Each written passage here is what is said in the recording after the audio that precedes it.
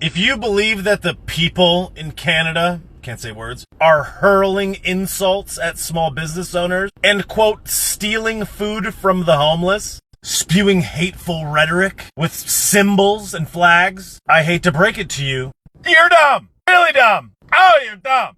Dumb. You're really dumb. You're super dumb. You're low intelligence. Very low IQ. You're dumb. Very dumb. Not smart. Mostly dumb. Very, very dumb. Yep, dumb.